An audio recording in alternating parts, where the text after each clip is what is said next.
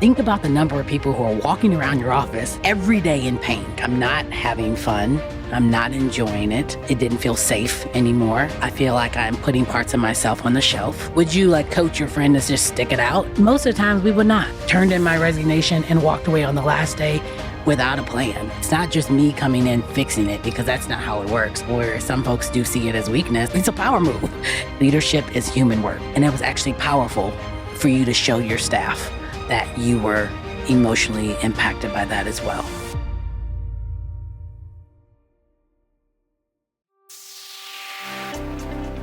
You're listening to the She Lift Project podcast, a show dedicated to helping women achieve higher levels of success in the workplace. No matter where you are in your career, we want to help you grow. Now here's your host, Cynthia Kirkpatrick, a CPA, CFP, and Senior Financial Advisor at Moneta Group. Welcome to another episode of the She Lift Project podcast. I'm Cynthia Kirkpatrick, and today we have Paya Sample. I'm so excited because we're going to talk about leadership, culture, everything. I think it's so important. She's the CEO of Peak Leaders Collective, executive coach, and things that stuck out to me, well, before I even jump into that, because how many of us have been in a culture that just, it hurts. Yeah. It drags us down, or has a leader or a boss that we don't even want to go to bed the night before because we don't want to wake up and go to work. It's heavy. We can't be ourselves.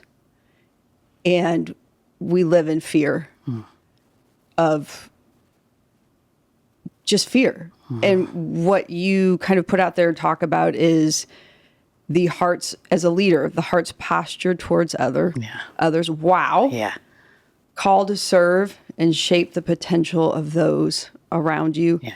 So many other great things like empowering rising leaders, being authentic, rediscovering potential, leading with purpose, positive change. Woo! Woo! This all sounds good. If people are listening, how can that not touch you? Yeah. And you say, that's where I want to work. That's a leader I want to work for. Yes. And you're helping create that. I'm doing my part. I am. And it's always great to hear someone else say it. They feel like I use those words and phrases often, but even to hear it back, the way it just landed on my heart, it was kind of like, wow, how lucky am I to be able to walk alongside, serve folks, to create cultures that can really transform not just the individuals in it, but actually impact the work that they do. And so I love hearing that. Yeah. And so I get to each and every day work with leaders who first know that there's a way to do something differently. Like when you talked about the idea of being in an environment or a workspace when you don't even want to go, I feel like I have the pleasure of working with leaders that don't want that to be true of their workplace, of their space, of their team, the way they do things. And so I get to do coaching with them. I get to work with their teams. But so much of it goes back to that individual leader, right? It's not just me coming in fixing it, because that's not how it works, but really walking alongside leaders, helping them to grow that confidence and that self-trust to say, I can do this. There's something within me, and being able to align their behaviors, their actions, their words with the values that are most important to them. And then how do we translate that to create this environment? And so, yeah, it's a gift to be able to do this work. I love it. And I'm, again, grateful that I get to do it each and every day. It's important what you said. The leader has to be self-aware, has to want to do it, has to be open to it. Because if they're not, one, they may not even come to you. But even if they come to you and they're not ready to listen and work on it and change, it goes nowhere. Yeah, I mean, there's a leader that I did some work with that wanted me to come in and fix it, and it was truly I always kind of start let's just get to know each other. Kind of, what are your goals? What have you done? What are you hoping for? And it was around there's a lack of trust, and this is the person where the kind of the leak in the chain, right? And that immediately was I'm interested. Tell me more, and really wanted to dig into it. And what it turned out was that leader did not see their role at all, even if that individual did have a role that they play, right? And folks on the team, but not seeing it that she could do something about it. But much rather this, hey, come in and fix it. Hey, come and tell her this. And we don't get movement. We don't get culture change when the leader doesn't have ownership, when they're not a part of it, that they see that, that heart posture, like I can actually shift and make these things differently, like then we don't get the results. Sure. Well, I think some people potentially that heart posture could see that as, well, if you approach that as a leader like that, that's weakness. Yes. I think many people do. And I think that's often what's missing. It's the heart piece, right? And so when I became a leader, or in the sense of folks reported to me or I managed others, I remember wrestling with this, like, I don't think it's about my role. Like, you shouldn't just trust me automatically because I'm in this role or I'm in this position. I knew it was a privilege to be in that role, in that position. And so the idea around, like, how do I care for the folks around me was huge, right? And so, people might see it as like it's weakness, but actually it's powerful. There's power when you actually pay attention to the people behind the positions, when you get to know like what's really most important to them and understand how to, what motivates them, what their goals are. That way, when you're walking alongside them, when you're giving them feedback, you're keeping those pieces in mind. You're able to respond in ways that you know that they can hear you once you really get to know the person. And so where some folks do see it as weakness, I see it as like it's a power move, to be able to really get to know the folks and the people behind the roles, for sure. Definitely a power move. Yeah. People are going to be loyal. They're going to be bought in to you, to the group, to the company, to et cetera. They're going to want to come to work. Yeah. Yes. And when you even said like that, being in fear, like not even wanting to go to sleep and not getting there the next day, like research actually shows, here, a random fact about me, I'm a little bit of a brain nerd. So I like to like read about what's going on in our brain, specifically in the context of relationships and trust and all of that, because a lot of the work I do is not just like, this feels good, but it's actually like based in neuroscience, right? And so research actually shows when there's this lack of trust in a relationship, this lack of connection, the same part of our brain that processes physical pain gets activated when there's an emotional pain, right? And so if I'm feeling rejected or I'm feeling like I'm not part of the team or I'm not valued in any way, that part of our brain activates and says like pain, right? And so if you think about it in that way, think about the number of people who are walking around your office every day in pain. And because of that pain, they're not able to collaborate fully because they're worried or they're fearful about these things, or they don't admit when they need help. They don't admit when they make a mistake. They can't be innovative. Like it's not, again, it doesn't just influence that individual. There's this ripple effect. And so I think that's an important piece when people think like, connection and relationships and trust and the heart posture is this weakness. Is actually not. Like that's kind of the pieces happening underneath the surface that are going to influence and impact whether fruit is being grown or whether there's actually growth in the organization. Well, I have to imagine, that pain center in the brain that keeps getting triggered. Yeah. That living in that state all the time is also eventually going to impact your health. Mm-hmm. Yes. Impact your health, your well-being, the impact is like endless, right? And impacts your ability to perform. Like you're not going to be able to do the thing in any ways. And so when we even think about like burnout, there are pieces in research that links to that. Like when there's not that connection, when you don't see that you have value or even believe that you are capable because you're in this constant state of second guessing or worrying, it impacts all those pieces. So even more reason why leaders need to make this a priority, need to make, really see that building relationship, building connection, building and cultivating trust should be right up there with hitting our numbers. So if somebody's out there and saying, okay, great, this heart thing, this touchy-feely thing, of course I'm throwing these words out that way. Yeah. And I truly believe in this way of leadership. Great, I'm bought in. Mm-hmm. How do I do this? How do we do this? Well, I think for one, I think knowing the research is helpful, Right, because it does give a, okay, this is a why. I think when it comes to the leadership side, I think it starts with like three key components. One is like relationships. Are we creating opportunities and structures to build relationships with the folks on your team? This could be in your one-on-ones. This can be making sure you're checking in, not just about the project. Maybe it's during the project and say, hey, is there anything you need? But really creating this container for relationship to grow. The second piece I would say is this creating opportunities for belonging to start to cultivate within the context of that relationship. This is where we're communicating to folks and saying, I value you. I see what you bring to the table. Wow, I want to celebrate and shout out like the things that you're doing well. And then the third piece is this level of vulnerability. And now I know people hear vulnerability, they're like, I don't want to unpack all that. No, don't unpack your trauma, please. This is not about that, right?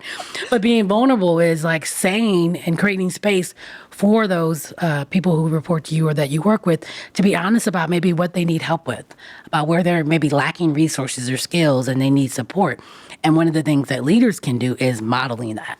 So not saying like, I don't know what I'm doing. Like, don't do that. But simply communicating like, this is an area I'm still working and I'm growing in. Like that's actually, I would say, one of the smartest ways that we can show our vulnerability is communicating that we are not the expert on everything and I'm still working and I am still growing. So I think really thinking about that relationship, the belonging, and then that vulnerability are key pieces of how am I beginning to cultivate and grow trust in what I'm doing. So I think leaders can think about, all right, where can I, create time in my calendar to make sure I'm checking in with folks? How can I ask questions to give them space to share how they're feeling, what they're thinking about, and then being honest about what I'm still working on.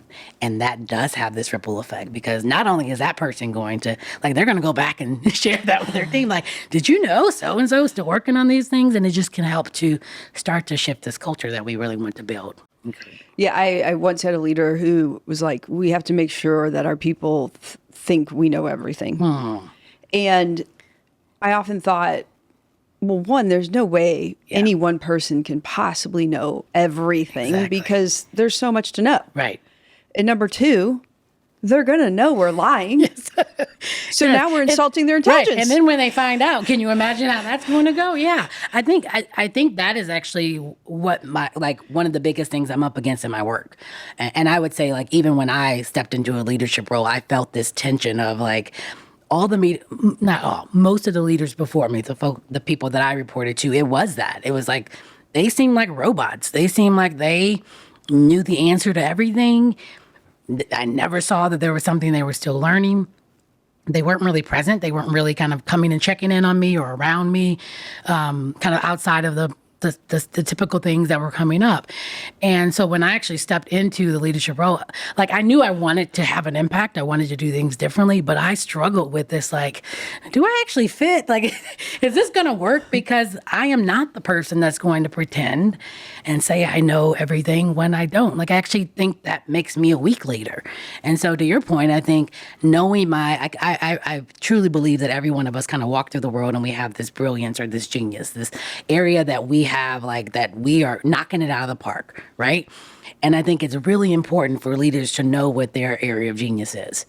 And also to know where their genius runs out, right? And then how do you tap into the genius of other folks around you? And I think that is a way that we can really build trust in leadership, is to say, like, here's actually what I'm really great at.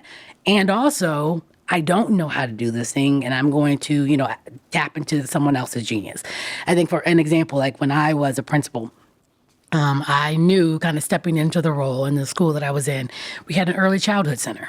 I never taught early childhood. I had never been in schools where we had like a preschool program. And so I remember knowing now that I'm over the academics of this program, the assessments, all of these pieces, there was a blind spot.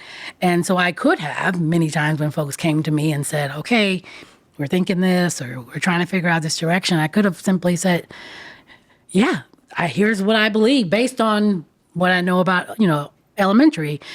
But rather than do that, I was honest and just said, actually, this is an area that I don't know much about yet.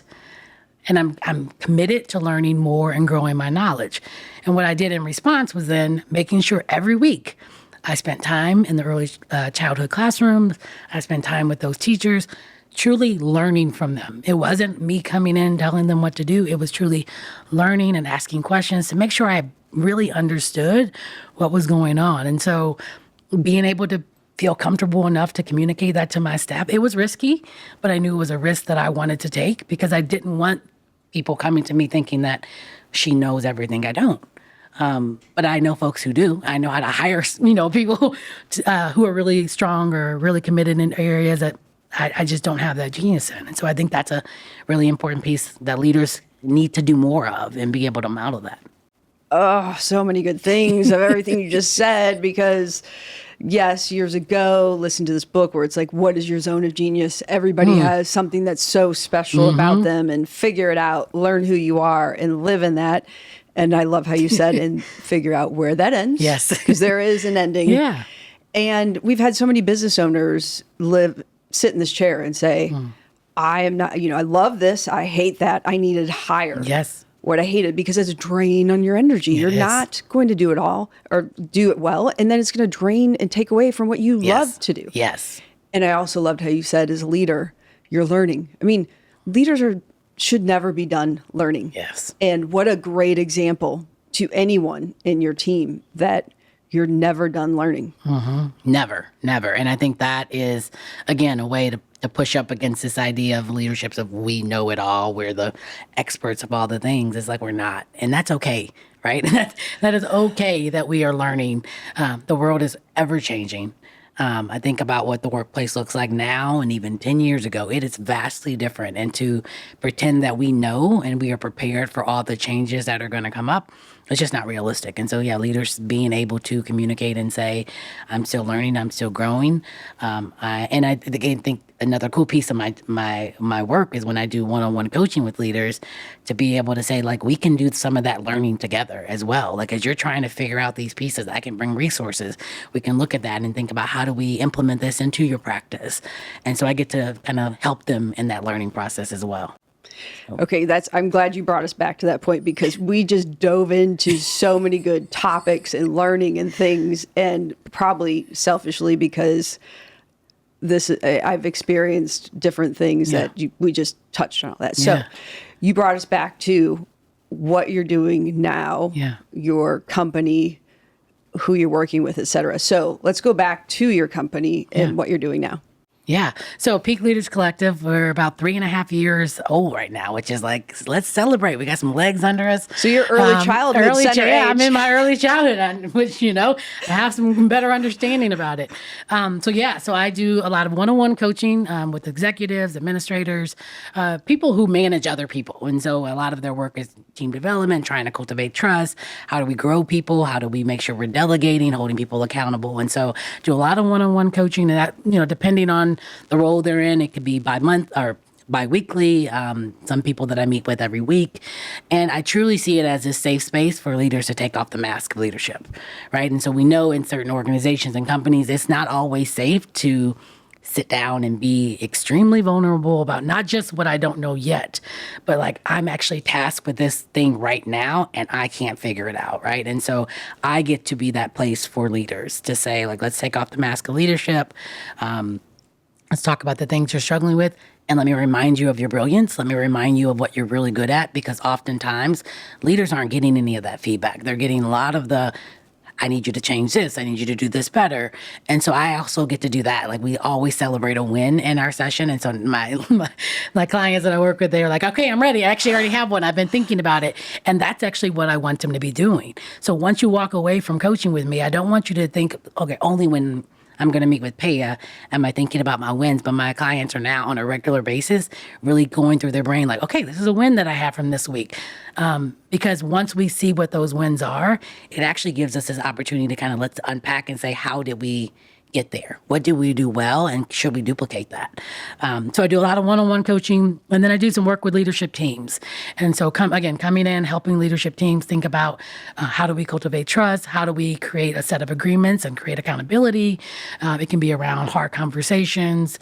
I'm working with a team right now on succession planning, but really not seeing it as like, let's just do this as a checkbox. But if this is what we believe, how do we begin to grow practices that we're pouring and developing potential leaders in what we're doing now? And so it's just really, I'm in this really fun place because I'm doing things that I never thought I would be able to do or I thought I could do maybe. But what I've learned is as I've grown this trust with the individual leader and really seeing kind of what they're trying to do, where they're trying to go, there are many ways I've just been able to plug in as a thought partner, as an expert to come and say, here's some materials, let's look at this together. So that's kind of a big chunk of the work that I do. I still do a lot of work in the education field. My heart is education. I'm a former teacher, former principal. So I do some workshop development with teachers, with administrators, and even doing some consulting with schools and just how to think about what we're doing well, what are areas we want to continue to work on and grow those spaces. So yeah. Yeah, because I mean, I think probably teaching, being a principal, being in that arena has helped you, I would imagine. Oh, yeah. Prepared you for what you're doing now. Yes. Walk me back how we even started. I mean, did you always know you wanted to be in this sort of teaching role? No, I was not. That was a very quick no. I was, people say, oh, it's a term in education. Were you a lifer? Like all your life, did you know you wanted to be a teacher? No. I was like, elementary, I wanted to be a race car driver. I was like, for real, this is what I want to do for a living, a race car driver. How? Why? How? My mom, so I grew up in a single mom household, and I remember hearing stories about my mom doing drag racing, maybe, I'm sorry, Mom, it might not be legal. I don't really know. But she was doing drag racing. I just thought, that's the coolest thing that my mom at some point participated in some kind of street race. I want to do that too. And so I just thought it was the coolest thing. We were always around, my biological dad was a mechanic. So mechanics and things were around us. So I was like, that's what I wanted to do. But fast forward, it didn't work out. Maybe one day I'll become a race car driver. Well, it's probably a good thing. There's probably a lot of better leaders out there because of it. So right. And so once I got into high school, really trying to figure out where do I, want to spend my time, I really fell in love with architecture. And so I really wanted to be an architect. And I took some classes and courses and thought this is it. I finally figured it out. Maybe not race car driving, I'm going to be an architect. And so I'm starting to apply for schools and all those pieces. And I'm getting scholarships to certain schools. And I happened to get a scholarship to a university here in Missouri, and they didn't have architecture. And so I said to my mom, well, I'm not going to go there because that doesn't have my program. And she said, well, you actually are going to go there because they're giving you an entire full ride. That's where you're going. And I was like, well, what about my dream? And she's like, you'll find another one, right? She didn't say it like that, right? But essentially, no, they're giving you a full ride. We have to take this opportunity. And so it was hard. It was challenging. Now what do I do? How do I even figure this out? And so I would say my first few years of college, I was stumbling through I think I started as business. Then I was I'm going to be a sports medicine doctor. So I declared my degree for that. Then I went to marketing. I mean, it was all over the place trying to find myself, and eventually started to get this inkling of I think this is it. And I landed on painting. So I was I'm going to be a painter, right? You can imagine when I called my mom, she's like, how are you going to make money? And I was like, I'm just going to paint and people are going to love it. And she's like, try again, right? So again, hard lessons, but reality, right? And I'm thankful to her for that. And so once I knew this was my love of art, I didn't want to let it go. But that's when I started thinking about education. All right, maybe I'll think about becoming an art teacher, and took a couple of art education courses. And then I was actually, I don't want to just make art be this isolated only when they come to art.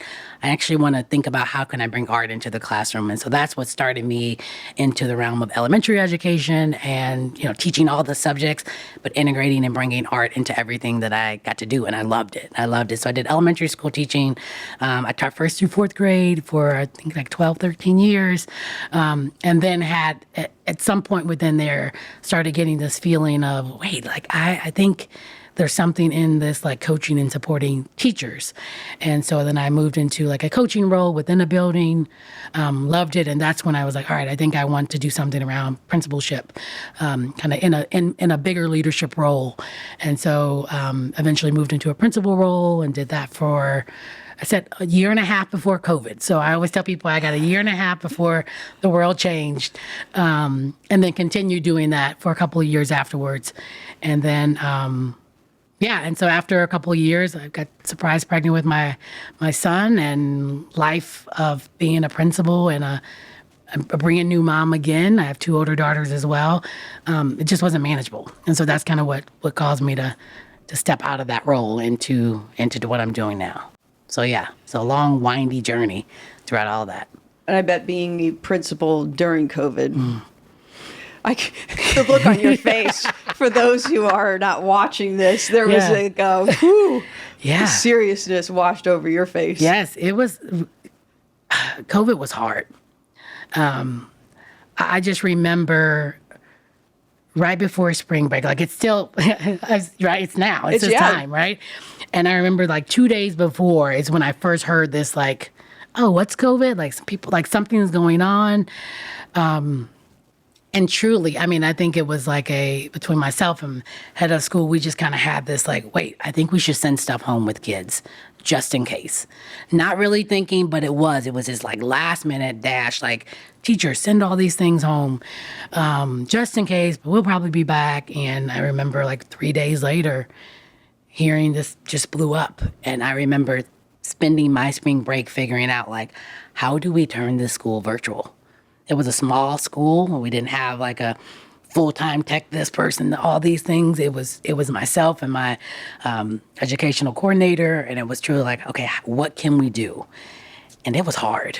It was hard. My daughters were at the school that I was as a principal as well, so it was not just how do we make this thing virtual, and then it's like, how do I teach my kids? How do we keep this thing going? So it was a challenge, and it shifted education, and it shifted my role quite a bit, and that's kind of what caused me to start.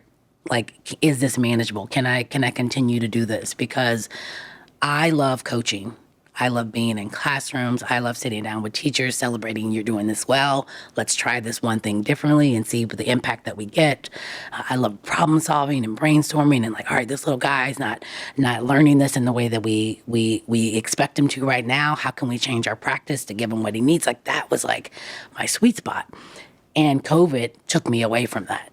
I couldn't be in classrooms for an extended period of time because of contact tracing. So then it became like, it might be too risky. And I was pregnant on top of that, trying to get into classrooms. And then also like I was doing more of the administrative tasks. I was like, all right, this kid has COVID. Now, how do we contact this? This teacher's out. We don't have subs. I have to step in here. It just took me away from the things that I loved. And so I tried to push through. I did. I remember like, all right, I'm going to take time off, have my son, I'm going to get rejuvenated and come back. And it was like, no. Like, it was like, no, it's time to let this go, which was so hard because I did love what I was able to do. I did love the teachers. I love the community. I love the impact that we were making. I love the culture we were creating. Like, there were so many things that were so hard to let go, but I knew that for my own well-being, because I was struggling mentally through that. It wasn't just this, oh, this is hard, let me just keep going. Like I was struggling with, am I making the impact that I want? Am I sleeping? I wasn't. Am I eating well? Like my personal relationships were suffering because this job was requiring 24/7 from me.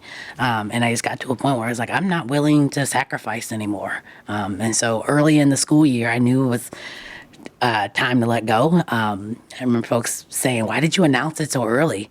But it was almost like this release to say, like, I can't just pretend.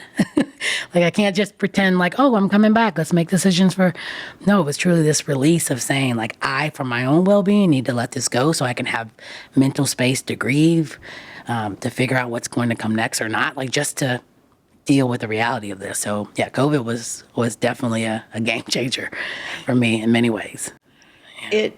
Many people, I think, get to the point where you were at and have a hard time making that change. Like it could feel like quitting. I just need to stick it out. Yeah. But I liked it so much at one point. Maybe it'll get back there if I just stay. Whatever the feelings or the reasons are, they stay. I know I've maybe done it a little bit before. Mm-hmm. How was it that you got beyond that point, and what advice or what things to share that for those who are stuck or are telling themselves, I just stick it out, to help them to say, nah, maybe not. Maybe there's something better. I think it's that fear sometimes too, on what's on the other side. It's fear of the unknown, for sure. Yeah, I think some big things that gave me clarity were, and they were very selfish. It was a me-centered moment, because I think oftentimes in education specifically, maybe in other industries it's just as big, but that's kind of obviously where I was at the time. I felt like there was a lot of just sacrifice yourself. What's best for the kids? What's best? And I realized I was doing a lot of what's best for the kids, what's best for the teacher, and I was losing myself in that. And so a lot of it became this, what do you actually need? Right? And so being able to jot down, this is what I need from my leader, and this is what I need from my role. And then really assessing, is it feasible and is it possible? I think another piece was around my values, what's most important to me. Am I able to lead in the way that's truly reflecting what's most important to me, with my integrity, with my authenticity? Another of my values is humor and joy, right? And so it was kind of pausing and thinking back, over the course of when I was really starting to contemplate this, over the course of the month, how much time am I living in that space? And it was small. I was I'm not having fun. I'm not enjoying it. I feel like I'm putting parts of myself on the shelf. It didn't feel safe anymore to be fully Paya. I felt like even with that authenticity, I felt like my expertise and my genius wasn't being honored, wasn't being respected, and I was being asked to lead in ways that was not aligned with my values. And so, being asked, not directly being asked, but the culture and the shifts being kind of pushing me in those directions. So a lot of that self-reflective work, and at the end of the day, it was is this what, do I just want this title? And I had to question myself with that, right? Because I loved being a principal. It was one of my goals, the role of principal. And at the end of the day, I was no, it's not about the title. It's about feeling confident in who I am and what I bring to the table, and being able to multiply that with the folks that I was around. And I wasn't seeing that success. So it was almost a shift of is success just the role, or is success actually the way I'm leading, the way I'm living my life, the way I'm actually able to say, I'm turning my phone off when I get home because I have 3 kids who need me, and to not be punished for that, to not, the next morning when I pick up my phone, feeling the frustrations of other folks, when it's I actually needed to give my kids and myself what I needed. And if that's not important, or didn't come across as important to the space that I'm in, then I can either push through and really kind of do a wreck on my life, or let go, and in that fear, trust that there's something next for me. And I didn't know for a while. I quit my job, turned in my resignation and walked away on the last day without a plan, which was the scariest thing for me to do. My husband was is this what we're doing? What's the plan? I'm the planner. And I was honey, I don't know. I just knew it wasn't that. And I had to give myself space to figure out what's coming next. And so I think those are some pieces that leaders who are in that place, and that's a lot. Some of the work that I do on my one-on-one coaching is helping leaders get clear on what's most important to you, what success looks like and feels like for you, what are your values, and trying to lead out of that space and seeing if the environment allows you to. If it doesn't, then we might need to have, some harder conversations and some reflection around, is this sustainable for you? What was that the conversation with your husband? The conversation of letting go of knowing that it wasn't the job was easy.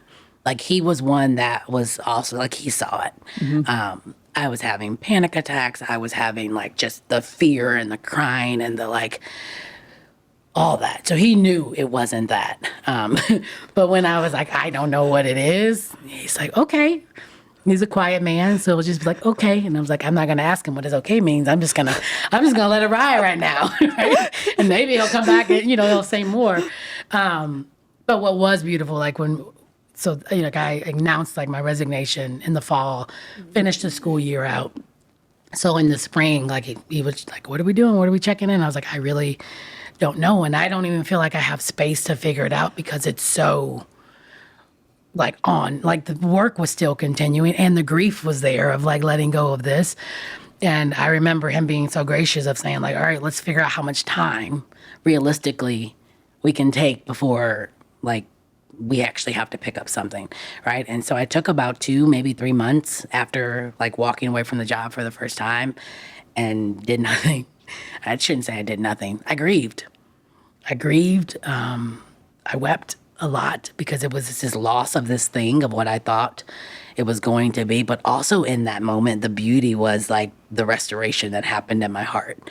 This like reminders of like my genius and my brilliance, because I didn't realize how much of that was lost in the last, year and a half of my work, because I was operating so disconnected from my values. And so, yes, there was grief, but there was like beauty happening of this like, oh, wait, I actually am pretty good at this. Oh, wait, my genius is this. Like, okay, that's right. And so rebuilding that confidence, rebuilding that self-trust, that really gave me this like, all right, I'm going to go figure something out. And started doing some consulting work with a colleague at the time. I just went on board like 1-2 days a week. Like I truly was like, I just want to see if I like people again, right? So I did it, and it was mostly with teachers. And I was like, okay, I like this. I like the flexibility with some of the with the consulting work. And then I found myself in that coaching and working with the teachers. I kept asking questions about leadership. Like my brain immediately was just going to, but what about the leader? But what has been communicated, which was a signal of like, okay, there's something in this leadership thing that is really compelling, that I'm really kind of curious about, that really started to shift my work from just teacher-centered to how do we work to support and provide spaces for leaders. I think what you said is so important, that when you are in a space that has not allowed you to be you, that has stripped away part of you, and you walk away, you get the courage, you do it. Finally, yes, you walk away. This isn't a light switch. You don't walk away and then all of a sudden you're back to yourself. Yeah. That restorative peace, that weeping, that grieving, that... I mean, there's probably no set timeline for anyone. It's your own path. Yeah. But you're not done once you walk away. Yeah. And give you may not be able to take 2 months, et cetera, but know that as you're moving on, allow yourself time to heal. And hopefully the people in your life can recognize that, be a part of like that healing. Yeah, I'm so glad to hear you when you mentioned the people, right? So yes, my husband was one of the people, but I had like I call them my tribe, my friends, who really just gave me space to like, one moment I'm fine, the next I'm not. And it wasn't this questioning. It was just like, that's kind of where we are. How can I pray for you? What can I do? Like women really walking with me and allowing me to just be. Right. I think it was the power of presence in that season that I think was really powerful. And in some ways, it's kind of like I get to do that in my coaching. I get to be present with people at the peak of where they are, but also in the valleys of where they are. Right. And to instill hope that although you had this moment of success, or you like felt like you arrived, there's something else on the other side. Right. So there's no way I would have known that this was waiting for me. Right. And so I don't look at it as, anymore as a failure. It's like, that's part of my life. That's just part of the journey that allowed me to be here. And what's been really cool is like so many of the leaders that I'm coaching now, or even supporting like with developing certain systems and things, I'm like, I did all that back here. Like I can actually pull on something. So it's not this time wasted. It's like, wow. And it was like, it is still impacting what I get to do every day. And to be able to empathize with leaders, it is hard. Yes, I remember being in a similar spot, and I want you to know that you're not alone, and there's like something on the other side. That's like beautiful, right? To be able to sit with people, empathize with them, and encourage them and say, "Now let's keep moving," or maybe not. Maybe you don't need it. Like, actually, what are you going to do in the next 2 weeks for yourself? Can you take a day off and just be with your friends or just be with your family?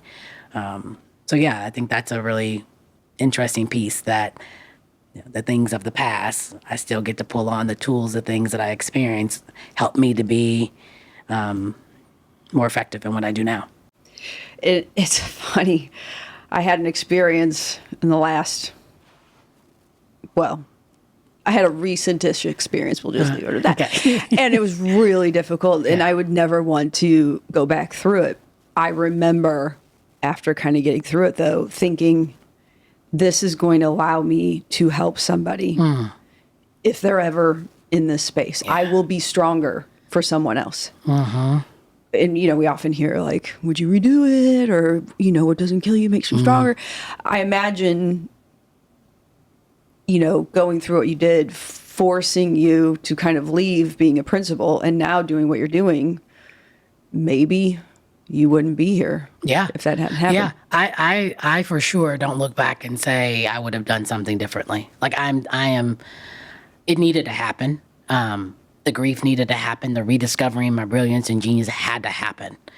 Like, had I not gone through that tremendous grief, the letting go, like I can't even imagine where Paya would be today. Like, I might still be doing the job, but I think I'd be a shell of myself, right? And I think that there are leaders that are a shell of themselves because they just feel like, I just have to keep going. I can't because and sometimes there are real reasons why we can't step away. But if they can't step away, like my call to them is like, what can you get control of? And what spaces can you make sure that you are leading in a way that aligns with who you are? So maybe 100% of your time is not out of alignment because that's going to exhaust you. But perhaps when you're leading this project, perhaps when you're working with this team or you're doing these pieces where, you know, you don't have to worry about the culture pieces, your boss, like all those things aren't there. Like, how do you really own those places so that it gives you this sense of like reminding you like who you are and working out of your brilliance? And so I think I'm thankful for the challenges because they do make it matter. They do make a difference, not just in my life, but in the lives of those that I get to support. And I think that's sometimes the beauty we often forget about. That it's maybe not all about me. It's not all about what am I going to learn in this season, but how can I teach someone else? How can I walk with someone else? How can I be present with someone else in a way that I wouldn't have been able to had I not experienced that, right? So I think all that, and let's say I jumped into coaching now, I think my empathy would not be where it is right now at all. So it just allowed me to feel and see and just have compassion for folks that I haven't been able. I don't think I would have been able to had I not gone through it. And it's come up several times, the genius and the knowing yourself. Yeah. So that you can know when you're in a space where you're aligned and when you're not. So that if you are not in alignment 100% of the time, you need to find somewhere else because the impact on your health, the impact on just you and everyone around you. So, and not only that, but I think you talked about taking time to reflect on, I mean, we can go, not even realize we're in an unhealthy space. So it's so important to either have help from somebody to say, who am I? Like, when you look at me, who am I? What am I good at? Or take that time to really know what lights you up, what gives you joy, and what are those things? Yeah. It's when you were saying that, one of the things I did that was my it's now like a favorite practice of mine. So in that time of like grieving all the pieces, something just told me during my career, like when you get good emails, positive emails and notes, just stick them in a folder. I would read them and then like put them in a folder. And I'm so thankful, like in that season, like something told me like, just go pull out that folder. And I just remember reading through cards from kids, from teachers, from parents, because I could not see myself in the way that I was meant to. And so I think in those moments, just like you said, like having community, having folks to be able to speak truth into you was so powerful. I should remember the little letters and the, kids misspelling my name, but like, thank you for this, and teachers and their words. And it just reminded me of who I am. It reminded me of the impact that I had, and I could not see it while I was in there. Like, I was in it. let me say, I could see pieces of it, but I couldn't see the like magnitude of it because I didn't have those practices of pausing and reflecting. And so that's something I try to do now is like once a month, just pause and like look back on the positive side of like the reviews and the feedback and the asking people that I'm, close with, like, what do you see that I'm doing well? Not because I'm going to say, now what should I do differently, right? Because I know I didn't want to, and how can I fix it? But just to be able to sit in that space and to see the impact. And so I think that's something that leaders don't do enough because it's the go, go, go. And it's real, right? It is like we have to get the things done, but there's power in pausing. There's power in just, taking 10 minutes, putting a 10-minute block on our calendar to just sit and be, and just allow the thoughts in your head to just kind of wander around your head and maybe put some down on paper to come back to at another point. Asking a trusted colleague, hey, can you tell me what you see that I'm doing that I might not be noticing? Like, we need more of that. Because as you do that, right, so that actually goes all the way back to like opportunity for relationship. And then to be able to create belonging and be able to hear and ask other people, like we're modeling that we want to hear it as well.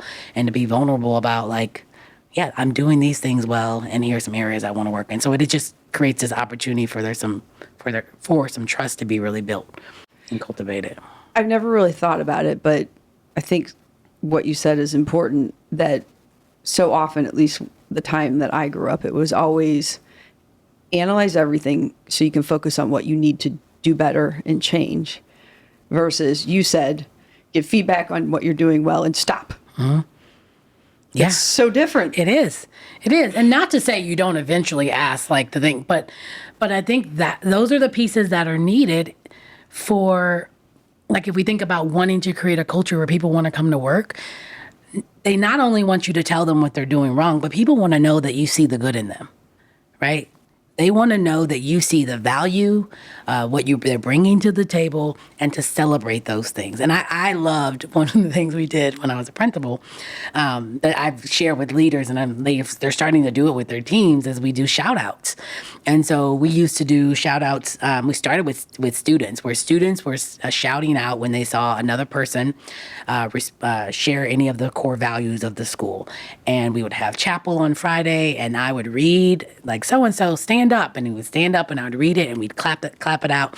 Oh, and I loved, there were some small little things like, I saw you pick up trash on the playground.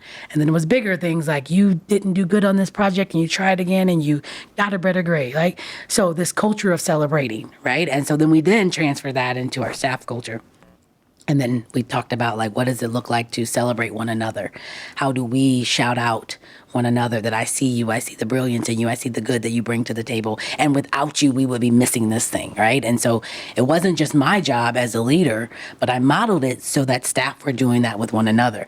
That's something that we need in our organization, in our workplaces. Alongside the one thing to fix, people need to know that you see them for who they are and what they bring to the table. And so, asking for, hey, can you tell me what I'm doing well, is a great way. And going to someone and saying, hey, can I give you some feedback? I actually did this session. I did a learning session last week with a buddy about feedback. And it was like, what would it look like to just go to your team and say, hey, can I give you some feedback? And just make it positive. Like, thanks so much. And then you walk away. And then it shifts this idea that feedback is bad. No, feedback is just the good things you're doing, but also the things that you want to do differently. And so, like, what would that look like? Can you imagine, like, organizations that really have this culture of, like, I just want to give you some feedback, and it's positive, and then every now and then they might give you something to think about? Like, I would be more apt to hearing and receiving it and actually working toward it, because I don't believe you're out to get me. I now see that you see the whole Paya that's here, and you want to see me grow. You want to see me get better. So, yeah, that's interesting, because I've never heard anybody say it like that.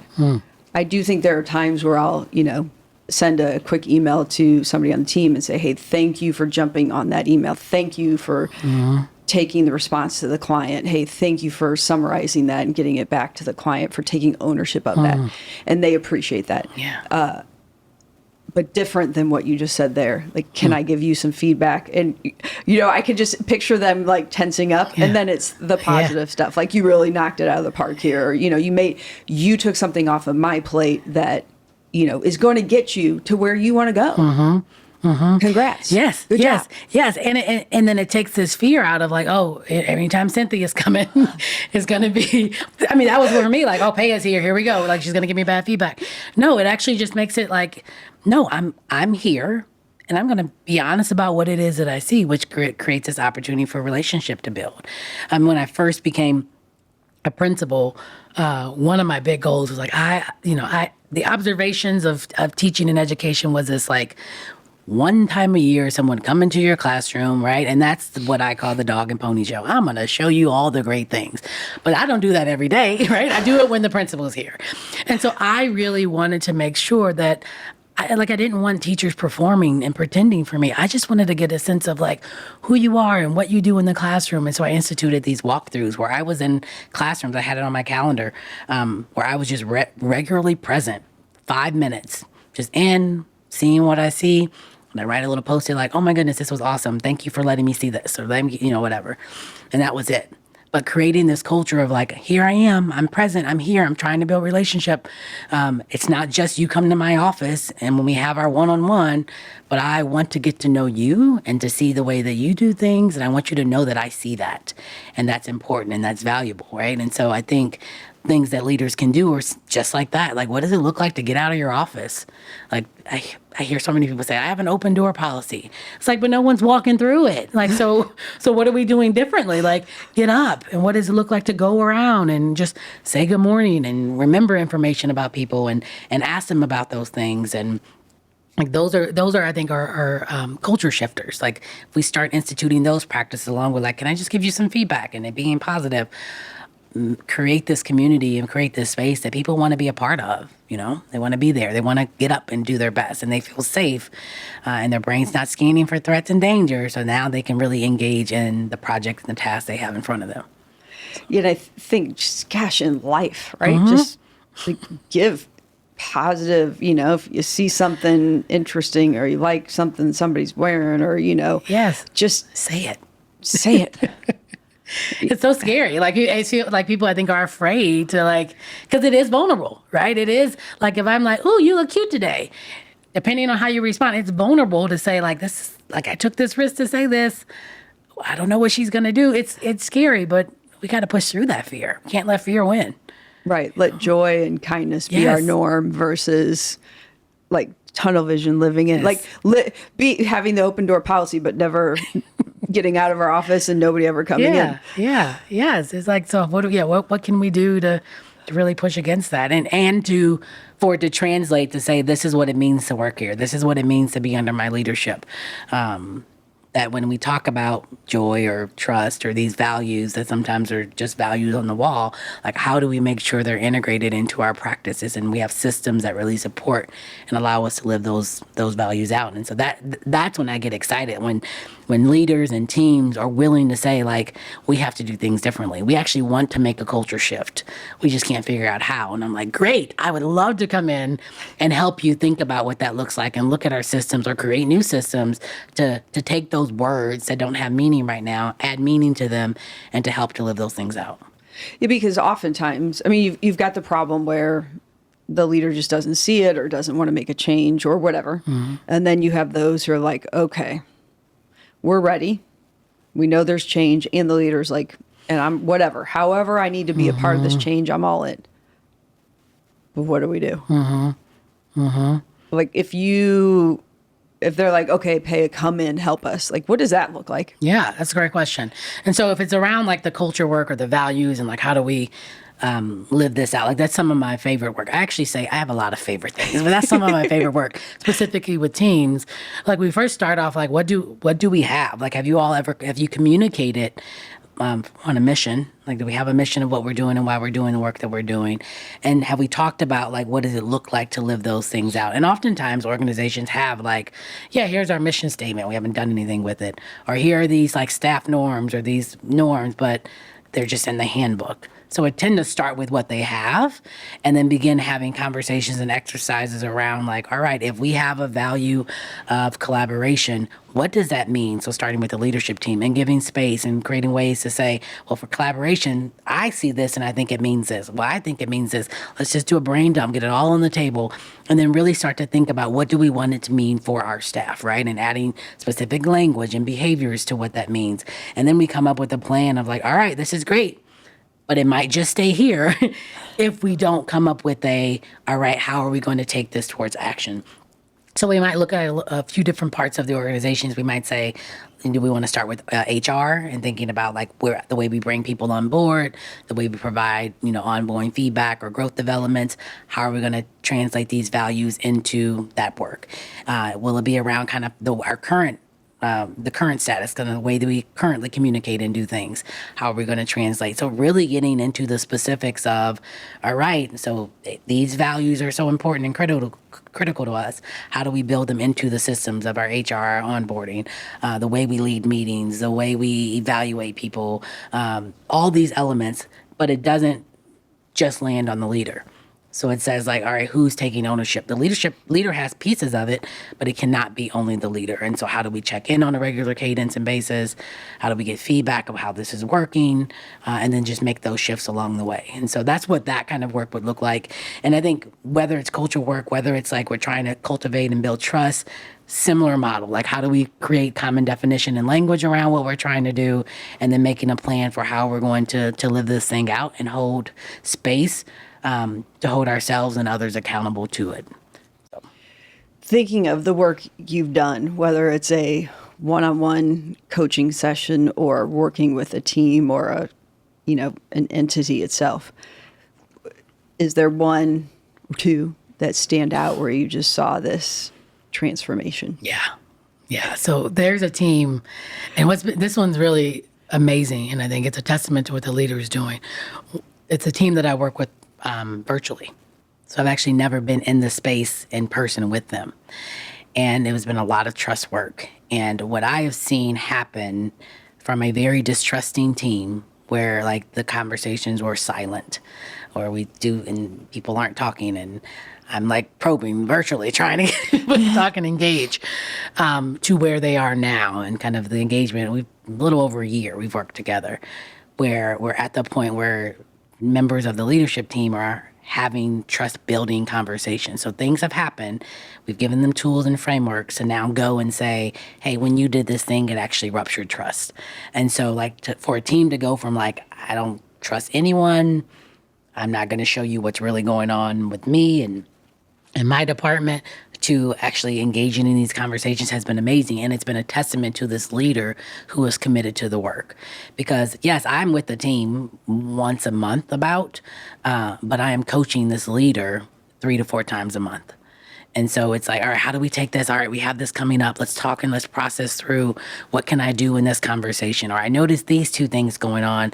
Like, help me think about what do I need to do? So she's really taking the ownership of it. And so I think that's, again, the testament of when you have a leader who's bought in and know the power that they have in the role that they're in, and they're willing to say, all right, I'm going to use that to help move us in a very specific direction. Like, that's the impact that I see really happening.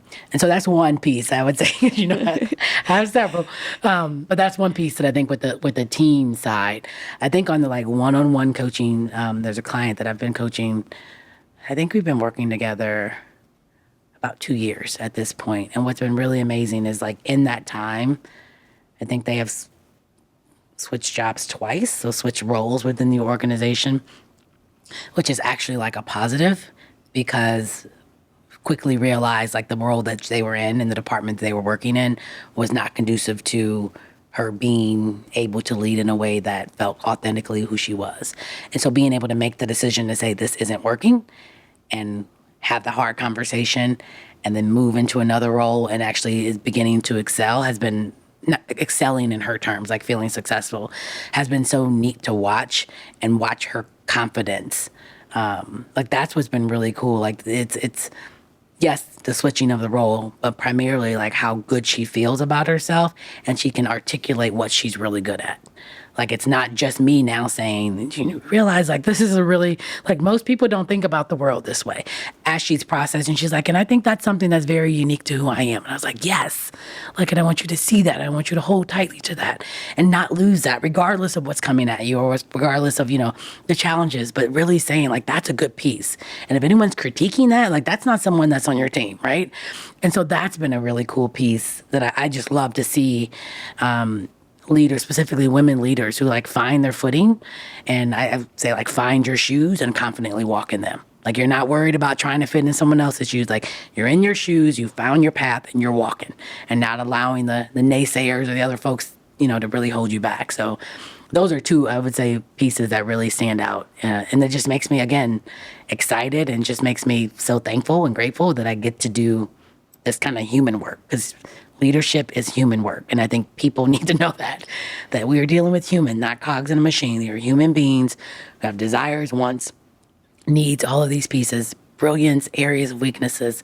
But in order to really meet their level of success, to tap into that genius, people need to feel safe. And they need to know that you see them, you know them, you value them, and you're going to push them and challenge them, and not see mistakes as a bad thing, but actually mistakes are part of the learning process. Like, that's how we all learn, by making mistakes. I love the part about the female coaching one-on-one and the confidence. Yeah.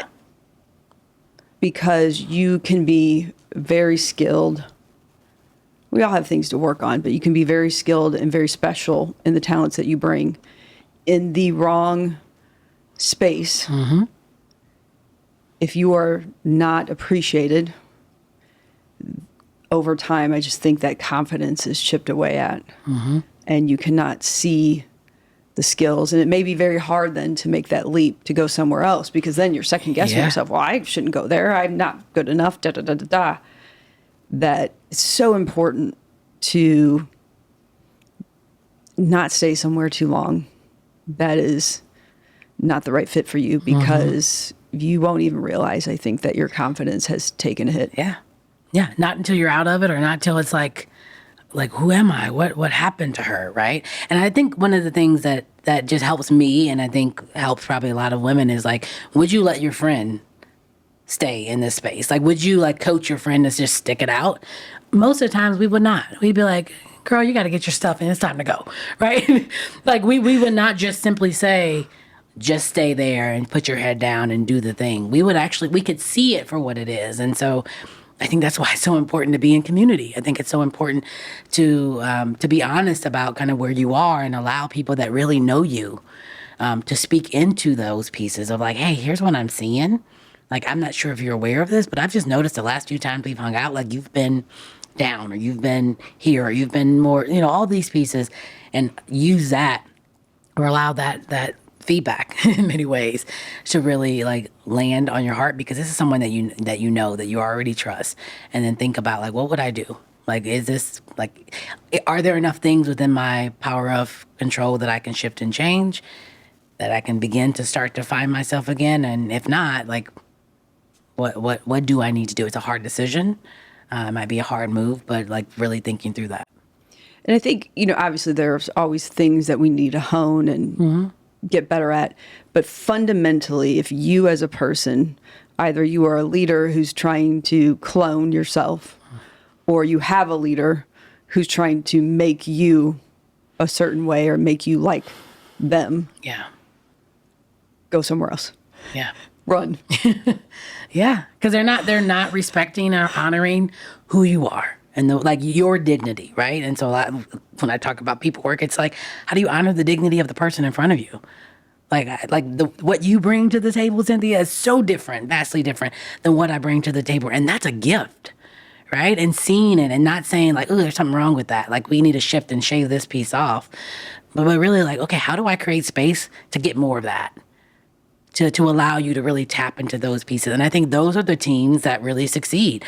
Those are the leaders that are doing really well, that can see that and not be intimidated or fearful. Like, okay, if she's doing well, that's going to make me look bad. No, that's not what this is about. But actually, when someone else wins, the organization wins, we all win. And really seeing it as this team piece rather than this like competitive nature that I think society, whoever like wants us to believe this, out to get one another. Like I'm fully against that. But it's like, I want to uplift you and then you uplift me. And like, as we're uplifting each other, like, look at us. Like, look at what we're doing. Who else can we bring along? Like, that's what we get to do. Like, that's the exciting work. And I think about, I have 2 daughters. I have a high school daughter and a middle school daughter. When I think about them, like, that's what I want for them. My son too. He's 4.5 though. I got a little more time. But like, that's the organization, the workplace that I want them to be a part of. One where women and men are saying like, I can uplift you, you can uplift me. And it's like, we're in this together. And so I think we need more of that for sure. And leadership is not an innate talent, usually. I mean, there may be some that have a little bit more of that than others. It's, and just because you were a great individual performer, right? You know where I'm going with this. I'll just let you take over. Yes, it requires some true development and pausing and reflecting and really thinking about the skills that are necessary to lead, right? And so thinking about like going from an individual contributor to like managing and supporting others, like there are skills. Like managing people is a skill that you have to be able to do. You have to communicate with people. Right? You actually have to think about, how do we delegate? How do we hold people accountable? These are skills as an individual contributor you never had to do. And so what does it look like to really think about developing and growing those pieces, right? Also, what you value, not like your internal values, but like what you value in the work.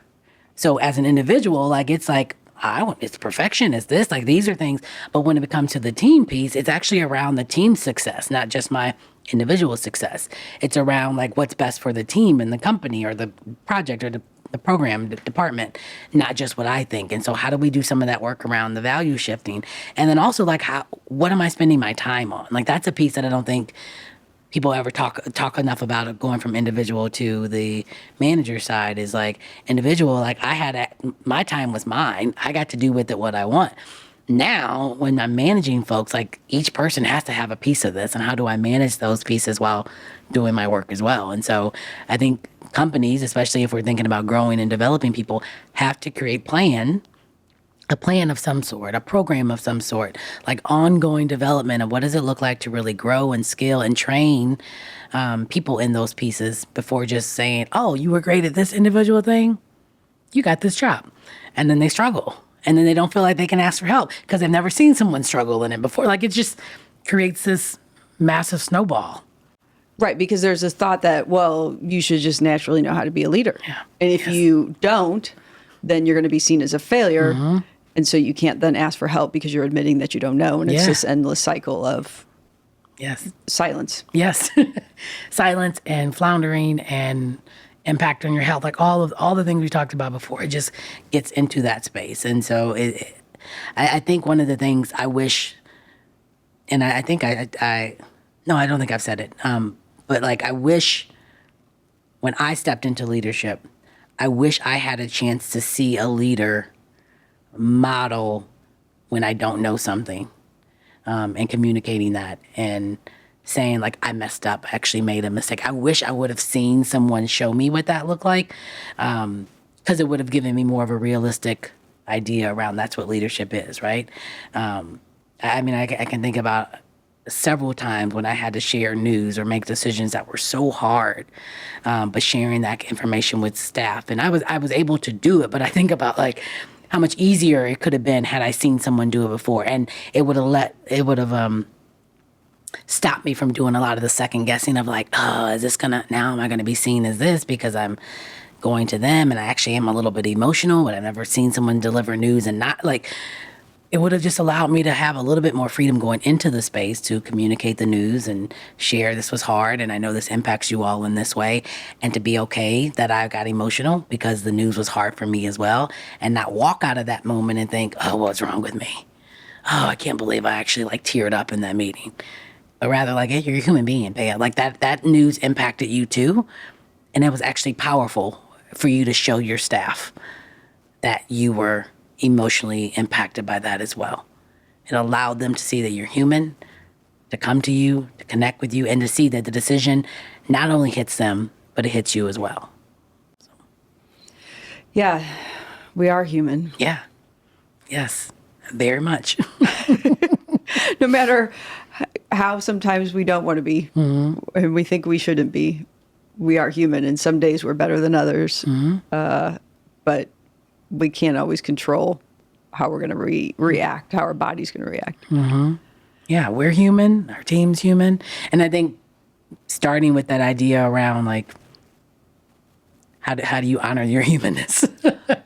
Right? And give yourself space to feel and all those things. And the more you grow comfortable in doing that, like I think we then naturally like, oh, if I need that space or I'm emotional, like I'm imagining that those folks around me that I lead are going to feel or be impacted in a very similar way.